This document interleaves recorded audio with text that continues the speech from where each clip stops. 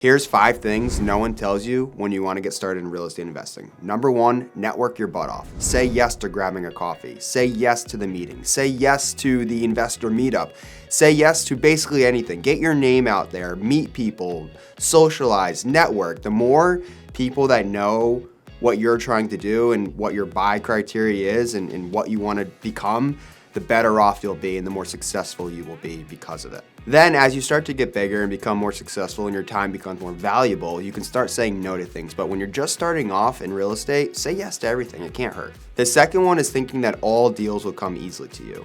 When I first started off in real estate investing, the first one did really come easy for me. It was an off-market transaction. I met the guy in real estate school while I was getting my license to become an agent, and I found it off-market, made the offer, and got the house. It was relatively easy, but I had that mentality going forward, and it really didn't do justice for me because the second and third became even harder to acquire. So just having the mentality thinking that every deal is gonna come to you is the wrong attitude to have. You need to be out there networking, socializing, going to meetups, talking to other investors, talking to lenders, talking to agents. You know how many times that I get asked, Mike, why is it so hard to find a deal? I said, well, how many offers have you written? How many wholesalers have you talked to? How many letters have you sent? Direct mail postcards, ringless voicemails, text campaigns? Have you done any of that? There's a reason why you don't have any great deals because you're not doing any of that. So when you're just getting started in real estate investing, do the ringless voicemails, do direct mail postcards. They're about 50 cents. Do driving for dollars. There's so many ways to find and acquire property that's not as conventional as waiting for a deal to come up on the market or the MLS. The third thing, and I would probably say this is one of the most important, is reserves, reserves, reserves. As you start buying, especially larger and larger property,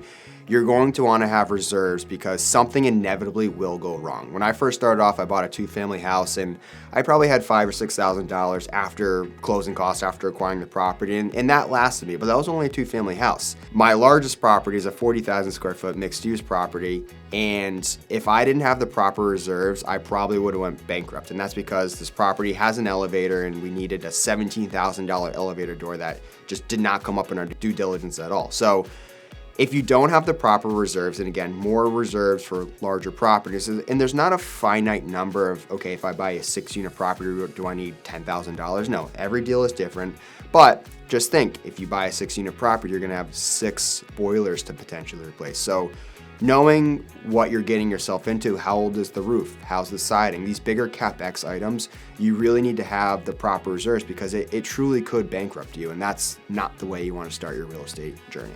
The fourth one, and I'm guilty as not being as organized as I should be, but you need to be organized, especially come tax season. This means categorizing all your expenses and saving your receipts. The amount of times that my accountant said, hey, if you got audited, do you have a receipt for that? You got gas on July 15th. That's a write-off you can take, but do you have proof that you got that? It comes down to staying organized and how are you going to accomplish that. So for me, what I do now is I utilize an app called Dropbox. Every time I either buy something, I get a receipt for that rental property, I just upload the picture to Dropbox. If you use QuickBooks, they have a system to do that as well.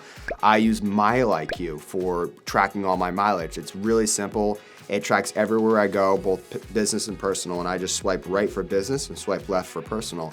This year, when I just filed my taxes, I had about $13,000 in write-offs that I can easily prove to the IRS if I ever got audited, and that's because I use a app like MileIQ. So it's really important as you start scaling your rental portfolio to stay organized, especially for tax season, because it could come back and bite you in the butt. So number 5 is the theory of who, not how. There's actually a great book I read by Dan Sullivan that talks about this premise exactly, and it's who, not how. It's how many things can you outsource for a lower wage than you are typically worth. So for example, let's say you add up all the money you earn throughout the year and you end up figuring out you're worth $50 an hour. Well, when I have a unit turn, could I pay someone, a painter, to paint that room for $20 an hour, $30 an hour? Maybe I should consider that.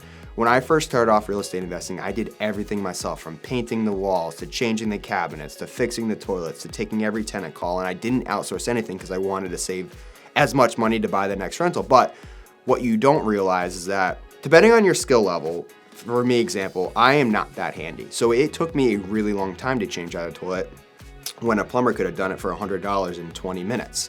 And my time, that 20 minutes or that hour it took me, I should have been utilizing to be out there networking, to finding more great deals. I could save way more money by buying a really good property because I was driving for dollar, for example, and I found a really distressed property, besides taking that time and changing that toilet. So I did everything myself when I first started, and I would really, if I could go back, I would have outsourced things a lot sooner, because I think my time was worth doing activities that are different money-making activities that I'm really good at. So just to recap, the 5 things I wish I knew sooner before I started real estate investing is you need to be networking.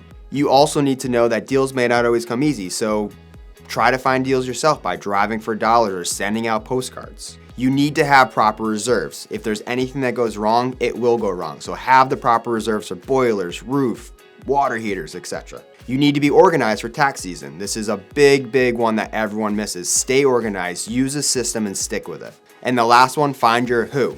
You don't need to be a pro and do everything yourself, so find your who. So if you like this video, like, subscribe, and stay tuned for more real estate investing content. Just remember, sky's the limit, dive deep, and invest in how you want to live.